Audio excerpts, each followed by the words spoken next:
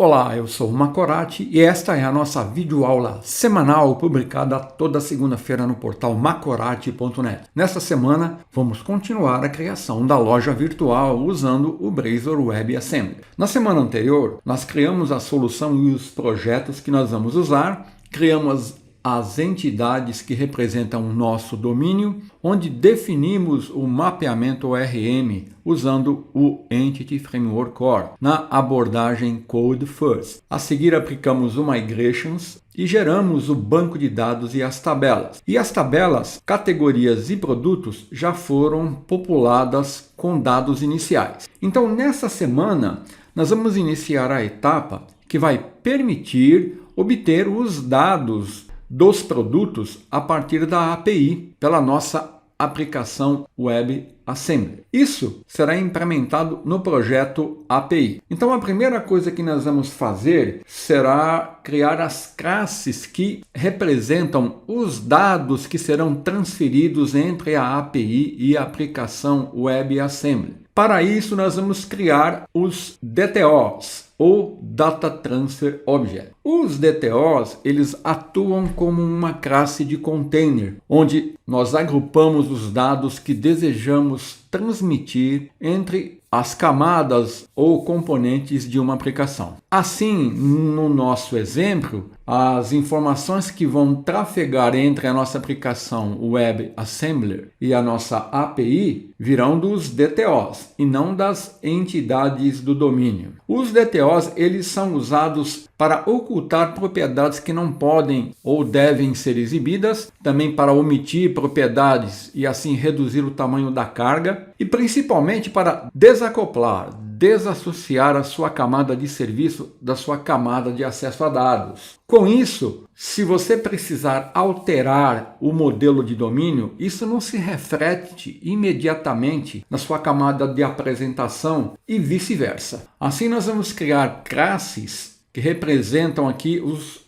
objetos DTO. Eu vou abrir aqui a nossa solução, onde nós temos os projetos API, Models e Web. Nós vamos criar os DTOs no projeto Models, que é um projeto do tipo Class Library. Para isso, eu vou criar uma pasta nesse projeto que eu vou chamar de DTOs. Vou selecionar aqui Project, New Folder e vou dar o nome de DTOs. Aqui é importante não esquecer que eu tenho que referenciar o projeto Models no projeto API e no projeto Web. Então já vou fazer isso para não esquecer. Para fazer isso, você clica no projeto API, seleciona a opção Add Project Reference. E aqui você marca o projeto Models. Clica em OK e repete o procedimento aqui para o projeto Web. Seleciona Add Project Reference e marca aqui Models. Então agora, ambos os projetos da nossa solução estão referenciando Models. Então, para criar aqui os DTOs, vamos lembrar das nossas entidades. Eu vou criar um DTO para cada entidade que foi definida, com exceção de usuário. Então vamos lá, eu vou aqui retornar para a pasta DTOs do projeto Models, vou vir em Project Add Class. Vou iniciar criando a classe Produto DTO.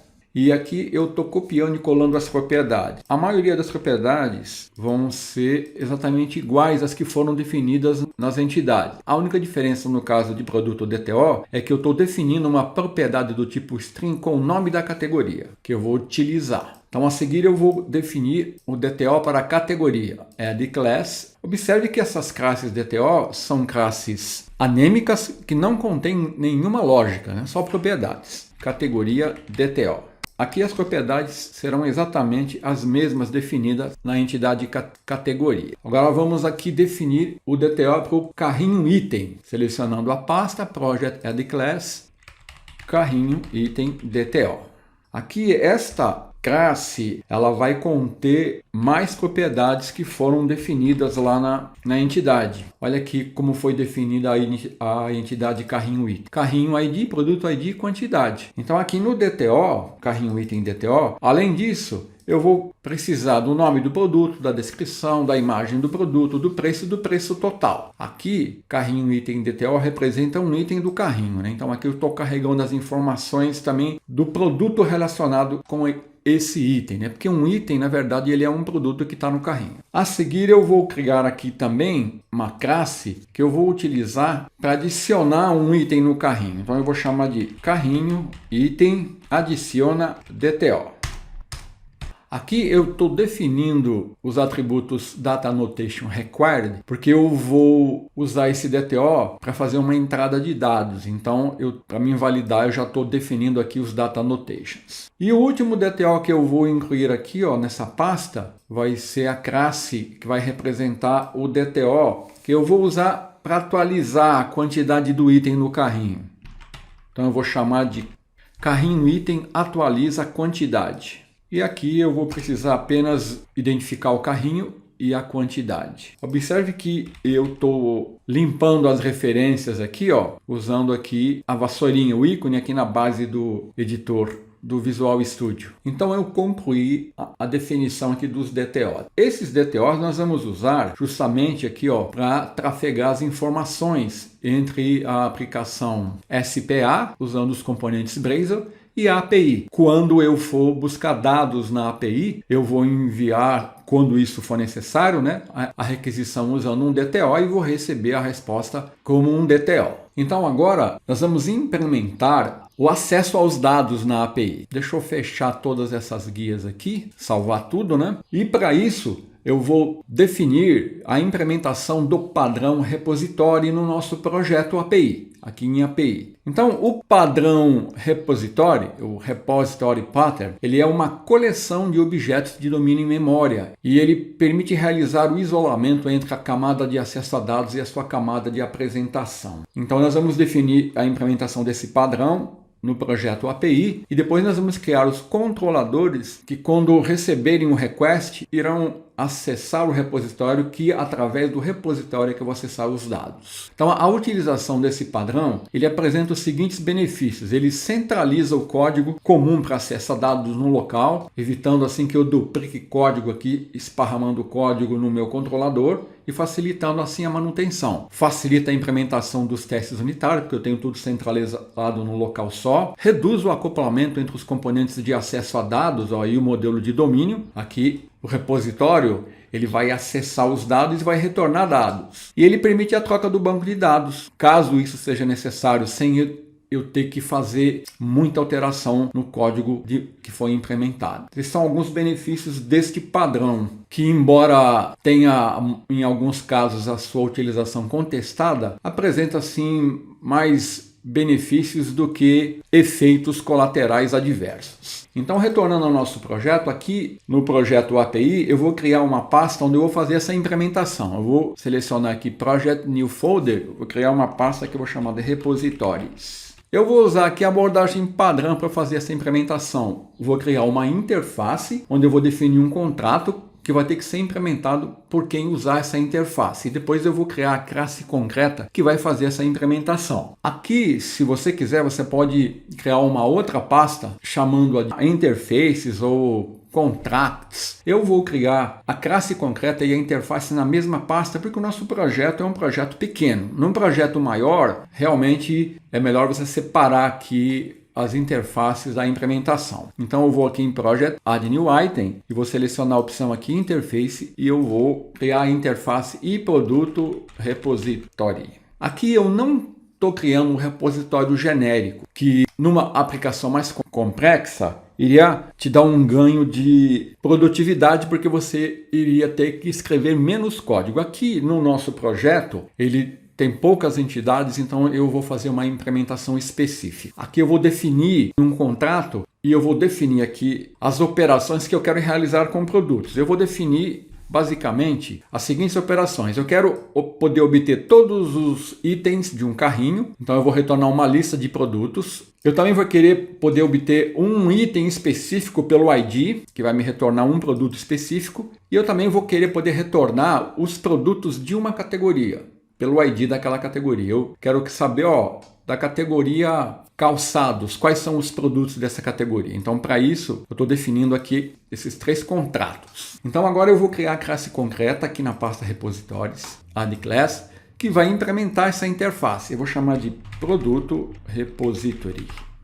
Então, essa classe é que vai acessar as informações na base de dados. Então, para fazer isso, eu vou usar a injeção de dependência usando o contexto do Entity Framework Core, que foi definido aqui, ó, em appdbcontext. Quando eu defini a implementação do contexto do Entity Framework Core nessa classe, que herda de dbcontext, eu registrei isso como um serviço aqui, ó, no container DI. Então, eu posso fazer uma injeção de dependência aqui nessa classe, definindo uma variável do tipo do meu contexto. Geralmente, nós definimos essa variável como privada somente leitura. E aqui eu vou usar os recursos do Visual Studio, vou mandar ele gerar o construtor e fazer essa injeção. Ó. Aqui está a injeção de dependência, um recurso muito importante que você sempre deve utilizar. Isso só é possível porque aqui o Framework ASP.NET Core ele fornece um container nativo DI e porque eu registrei isso lá no container e posso fazer injeção aqui. Naturalmente, isso vai ter que implementar a minha interface e produto repository. E aqui, ó, eu vou selecionar a opção aqui, mandar ele gerar aqui, ó, as assinaturas dos contratos que ele tem que implementar. Então, todos esses métodos são assíncronos. Então, eu vou definir aqui, ó, como async, async e async. Geralmente, quando você for definir código de acesso a dados, é bom que ele seja assíncrono, porque a operação de acesso a dados geralmente é uma operação que não é feita assim imediatamente. Então, pode ter um delay, então o assincronismo aqui vai te dar um ganho de desempenho dependendo do teu cenário. Então, eu vou implementar aqui o método getItem, que vai retornar um produto pelo ID do produto. Então, eu vou iniciar definindo aqui uma variável que eu vou chamar de produto, que vai representar o produto que eu quero obter. Aí eu vou usar o meu context, que é a instância do meu contexto, e aqui eu tenho acesso à minha entidade de produtos. Aqui eu vou usar um recurso do Entity Framework Core, que se chama Eager Loading, ou seja, eu vou usar aqui o método include e junto com esse produto eu vou carregar a informação da categoria dele. Então eu tenho que informar isso para o Entity Framework Core, que eu quero carregar a informação de categoria. E aqui eu vou usar o método SingleOrDefault async e eu vou retornar o produto cujo ID tem que ser igual ao ID que eu estou passando aqui no método getItem do meu repositório. Então, isso vai ser uma consulta que vai ser feita pelo Entity Framework Core. Ele vai retornar todos os produtos e ele vai retornar o produto que tem esse ID. Ó. O produto do ID tem que ser igual ao ID que eu estou passando aqui. E ele vai retornar também a informação da categoria daquele produto. Aí, basicamente, eu posso retornar esse produto. Aqui, ó, eu esqueci aqui de colocar o await, né? Então, o await aqui, ele vai resolver e vai retornar o produto. Então, nós vamos repetir esse código aqui, ó, usando a instância do contexto e acessando produtos nas demais consultas, né? Então, por exemplo, para retornar todos os itens, basicamente vai ser praticamente igual, olha. Só que ao invés de eu obter um único produto, eu vou retornar a lista de produtos. E aqui também eu estou usando o método include e estou retornando a informação das categorias dos produtos. E para retornar um item, né, por categoria, a consulta basicamente vai ser a mesma. Só que aqui eu vou definir um filtro, que eu quero retornar a lista de produto, ó, e enumerable de produto, aonde a categoria ID daquele produto tem que ser o ID da categoria que eu estou passando aqui. Então, essa é a implementação do nosso repositório. Então, eu vou fechar todas as abas aqui, vou dar um rebuild na solution, ver se eu não tenho nenhum erro.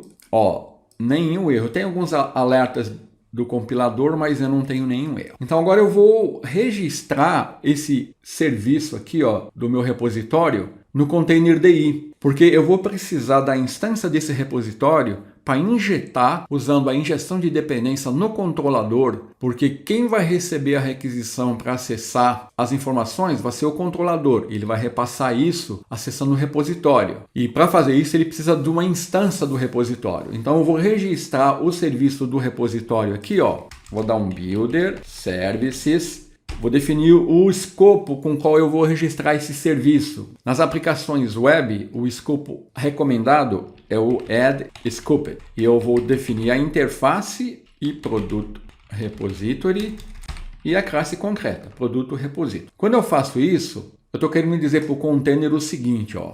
Toda vez que eu referenciar e produto repositório, você me dá uma instância da classe concreta, porque a implementação está sendo feita aqui, né? Então eu já implementei o repositório, já registrei o serviço. A próxima etapa seria eu criar aqui o controlador na pasta controles da minha API. Só que o meu controlador, se você lembrar aqui, ó, ele vai receber informações do request e eu vou ter que usar os DTOs. E a resposta, quando pertinente, vai usar os DTOs também. Então, a próxima etapa é eu definir um mapeamento entre os DTOs e as classes de domínio. Porque o meu repositório, ele vai tratar somente com entidades do modelo de domínio. Ele não tem DTO. A conversão para DTO vai ser feita no controlador. Então, ó, repositório de dados não trabalha com DTO, porque isso aqui é uma camada de acesso a dados. Então eu vou ter que mapear depois as entidades aqui para os DTOs, para poder retornar a resposta no formato do DTO.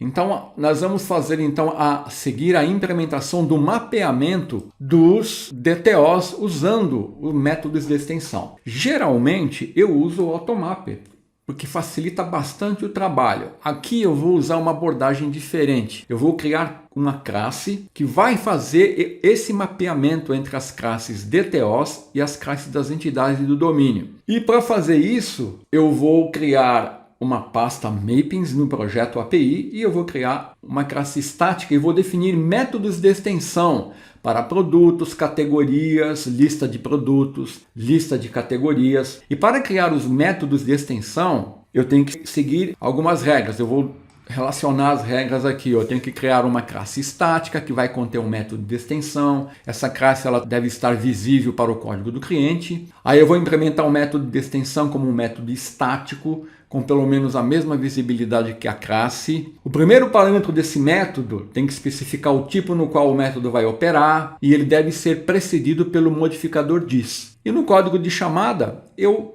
adiciono uma diretiva using, definindo o namespace onde eu implementei aqui o método de extensão e chamo os métodos como se eles fossem um método de instância do tipo. Então vamos fazer isso agora, olha. Então eu vou aqui no projeto API, salvar tudo que eu fiz aqui, ó, e eu vou criar uma pasta que eu vou chamar Mappings. E dentro dessa pasta eu vou criar a classe que eu vou chamar Mapping DTOs. Vai fazer o mapeamento dos DTOs. Essa classe ela tem que ser estática e aqui eu vou definir os métodos de extensão. Então eu vou definir aqui o primeiro método de extensão, vou explicar como está sendo essa definição. Tá aqui, ó. Então aqui eu vou entender aqui, ó. Aqui está o método. Eu chamei ele de converter categorias para DTO. Bem explícito o nome, né? Então aqui eu estou retornando, ó, uma lista de categorias, só que DTO. Então esse método ele tem que ser estático. E aqui, ó, eu estou definindo o tipo onde esse método de extensão vai atuar. Vai ser numa lista de categorias. E ó, eu tenho que usar a palavra diz aqui. E aqui é simples, né? Eu estou usando aqui uma consulta link, estou indo lá na minha tabela categorias, retornando todos os dados. E aí, estou usando a minha classe categoria DTO e estou preenchendo esse categoria DTO com os dados de categorias e retornando a lista de categorias, olha. Basicamente é isso, é bem simples. A seguir eu vou definir um outro método de extensão que vai atuar, ó, numa lista de produtos. Ó. Ele vai fazer a mesma coisa, ele seleciona todos os produtos da minha entidade produtos, da minha tabela produtos, ele cria uma instância de produto DTO e atribui os valores, ó, e retorna como uma lista. É bem simples. Esse código ele dá mais trabalho do que o Automapper. O Automapper você com 2, 3 linhas de código faz isso, né? A seguir eu vou definir um outro método de extensão que vai atuar sobre produto. Então, ó, lista de categorias, lista de produto. Esse aqui, ó, vai atuar sobre um método de extensão sobre a entidade produto. Observe, ele cria apenas uma entidade de produto e atribui os valores, olha, de produto para o meu produto DTO. Agora eu vou criar o método de extensão para carrinho item. Aqui eu estou obtendo os itens do carrinho e estou relacionando esses itens com os produtos. E eu faço a vinculação usando o ID do produto. Então, com isso, eu consigo identificar o item do carrinho relacionando esse item com o produto, que está definido aqui, ó, na minha entidade produto. E retorno uma lista aqui, ó, desses itens com as informações do carrinho e dos produtos. Inclusive aqui, ó, eu estou calculando o preço total multiplicando o preço pela quantidade, usando esse mapeamento. E por último, eu vou definir o método de extensão que vai atuar sobre um item do carrinho. Aqui, ó, é uma lista de itens. Aqui é um item. Aqui ele criou uma instância do meu carrinho item DTO e atribui os valores. Então, com isso, eu defini aqui o mapeamento entre as minhas entidades e os DTOs. Então, toda vez que eu quiser retornar DTO, eu vou usar esses métodos aqui, ó, como nós veremos na implementação do controlador. Então, agora eu posso implementar o controlador, que é o controlador da nossa API. Então, um controller de uma API é uma classe que vai processar o request recebido, vai executar as operações nos dados fornecidos por meio dos modelos, no caso os DTOs ou as entidades, depende da sua implementação, e vai retornar o response a quem chamar. As características de um controlador de uma API é que ele vai herdar da classe controller base, é diferente do MVC, usada na aplicação ASP.NET Core MVC. E geralmente quando você implementa essa API, ele vai ter um atributo API Controller. De controller base, essa classe herda muitas propriedades e métodos que vão tratar com requisições via HTTP, próprias de uma Web API. E o atributo API Controller, ele vai também dar acesso a alguns recursos como validação do mod state automática, inferência dos parâmetros do binding source e outros recursos. E o tratamento de erros aqui, que é um detalhe importante, o comportamento aqui que a maioria das exceções que ocorrer aqui no controlador da API é convertida numa resposta HTTP, com um código de status 500 ou, dependendo da exceção, um código de status 200, 300, 400. O 500 significa erro interno do servidor. Nós vamos usar a implementação do tratamento de erros aqui usando um bloco try-catch. Uma opção mais refinada seria eu usar filtros de exceção, que eu possa fazer isso via action, controlador ou globalmente. E também uma outra opção seria eu usar a implementação Problem Details da classe que a ASP.NET Core oferece, a classe Problem Details. A utilização dos blocos try-catch, ela numa API mais complexa, ela não é muito recomendada porque o seu código fica muito poluído, você fica lançando muitas exceções, isso não é muito recomendado. No nosso caso, eu vou usar o try-catch porque a nossa API é bem mais simples. Então eu vou retornar aqui para o nosso projeto, deixa eu fechar essas guias aqui, e aqui ó, na pasta controllers eu tenho um controlador que foi criado por padrão, eu vou deletar, não vou precisar dele e da classe que ele usa, o Weather Forecast. Isso aqui não precisa. Eu vou selecionar a pasta Controllers, Project, Add New Item. E vou aqui em ASP.NET Core e vou selecionar API Controller Empty. E vou dar um nome para esse controlador de Produtos Controller. Então, todo controlador na ASP.NET Core ele tem que ter o sufixo controller. Então, o nome do controlador mesmo é o prefixo, né? Produtos. Vou clicar em Add, ó. Observe que ele cria uma classe que herda de controller base, como eu falei, e tem um atributo API Controller. Isso aqui vai dar acesso aos recursos que vão facilitar a nossa vida para tratar e lidar com requests HTTP. Então aqui a primeira coisa que eu vou ter que fazer é injetar aqui no construtor a instância do meu repositório. Como eu registrei já o serviço do repositório no containerd, eu já vou definir a variável do tipo ó, iProduto repositório. Então observa que aqui ó, eu referencio sempre a interface, porque quando eu registrei lá, eu falei para o container, ó, toda vez que eu referenciar a interface, você me dá uma instância aqui ó, da classe concreta. É isso que acontece. E aqui eu já vou mandar ele gerar o construtor, ó. Pronto. Com isso, ó, eu tenho a instância da classe concreta e eu vou poder usar para acessar aqueles métodos. Então aqui eu vou tratar com métodos da nossa API, que podem ser get, post, put e delete. Eu vou implementar o primeiro método action que vai receber um request para retornar todos os itens. Então, eu decoro esse método com HTTP-GET, porque ele é um método GET, ele vai fazer uma consulta. Ele vai me retornar uma lista de produtos DTO. Observe aqui que eu estou retornando DTOs, tá vendo? Então ele vai agora usar a instância do repositório, só que eu vou usar aqui um try-catch, né? E aqui eu vou usar o seguinte código. Eu vou usar a instância do repositório, vou usar aquele método que eu implementei para retornar todos os itens, ele é assíncrono. Aí eu vou verificar, isso aqui é nulo, se for nulo, eu retorno not found 404. Da onde vem esse not found? Esse not found vem da classe controller base, por isso que eu consigo acessá-lo aqui. E eu estou usando action result aqui também. Então, se ele for null, eu dou um not found, não achei os produtos. Caso contrário, eu uso um método para converter o que o repositório me retornou. O repositório sempre retorna os dados das minhas entidades do domínio. Ele vai lá na base e retorna, ele não retorna DTO, então eu tenho que fazer a conversão. Então eu vou converter os produtos para DTO. Aonde eu estou usando esse método de extensão? Na minha lista de produtos.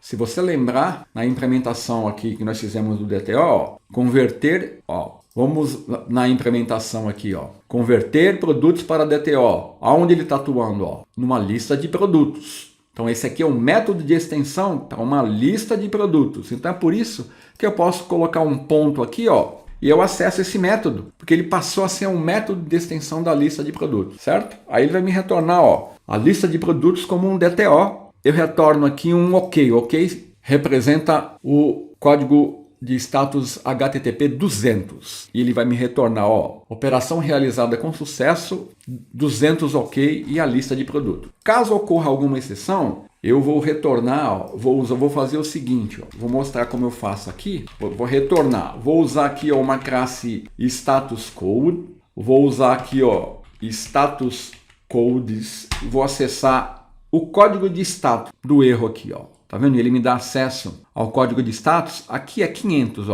tá vendo? Todos os códigos de status, vou colocar 500. Erro interno do servidor. E eu posso, inclusive, colocar aqui uma mensagem, colocar aqui, erro ao acessar a base de dados. Uma mensagem genérica, né? Então aqui, se acontecer algum problema aqui, ele vai me retornar o status code 500, que significa erro interno do servidor, e a mensagem erro acessar a base de dados. Então está aqui implementado o método para retornar a lista de produtos. Estou retornando o produto DTO. A seguir eu vou definir a implementação do método que vai retornar um produto pelo ID. O código é muito parecido, eu vou copiar e colar, olha. Aqui a diferença é que eu estou retornando um produto, não uma lista. E estou passando o ID do produto. Aqui eu estou definindo um HTTP-GET, que eu estou fazendo uma consulta, e eu estou definindo uma restrição. Quando eu passar esse ID, ele tem que ser um inteiro. Se eu passar uma string, ele vai recusar. Aí ele usa a instância de repositório, chama o método getItem. Se for null, ele dá um bad request. Talvez seria melhor dar um not found, né? Não encontrou, não localizou o produto. Produto não localizado. Seria melhor, né? Bad request aqui acho que não seria muito pertinente. E aqui, se ele encontrou o produto, eu tenho que converter o produto para DTO. Vamos lá na implementação para você ver. Olha só esse método de extensão. Ele está atuando aonde? Em produto, do tipo produto. É por isso que eu posso vir aqui, colocar um ponto aqui em produto, e ele vai me dar acesso a esse método, que é um método de extensão. E vai retornar 200 OK o meu produto. Caso contrário, retorna a exceção aqui. E o último método action que eu vou implementar aqui, vai ser o método que vai retornar os itens pelo ID da categoria. Então ele vai me retornar uma lista de produtos. Então para isso, eu vou usar o método getItens por categoria, passo o ID da categoria, já converto e retorno. Caso contrário, aqui eu emito uma exceção. Então está implementado aqui o nosso controlador. Vamos dar um rebuild na solution. Ver se não tem nenhum erro. Nenhum erro. Então agora, só para concluir, eu vou selecionar a nossa API, né? E vou executá-la aqui. Nós vamos ver aqui a interface do Swag exibindo os endpoints que nós implementamos. Olha aqui. Então vamos fazer um teste rápido. API Produtos é um GET. Todos esses métodos são GET. Estão fazendo uma consulta. Aqui vai retornar todos os produtos. Vou clicar em tryout e vou mandar executar. Ele vai lá na base, e retornou aqui, Olha os meus produtos aqui sendo retornados. Aqueles que nós já populamos na semana anterior, Todos os produtos. Muito bem. Vamos agora testar, retornar um produto pelo ID. Vou dar um tryout, tem que formar o ID aqui, ó. Vou colocar aqui um ID 2. Vou mandar executar. Olha aqui, ó. ID 2, o produto retornado. E, finalmente, agora eu vou retornar os produtos de uma categoria. Então, eu vou dar um tryout e vou informar uma categoria. Categoria 3. Vou mandar executar. Olha aqui, ó. Categoria 3. Todos os produtos da categoria com ID igual a 3, ele me retornou. Então, ó, eu tenho assim os meus endpoints da minha API funcionando e estou pronto para consumir essa API. E na semana que vem nós continuamos.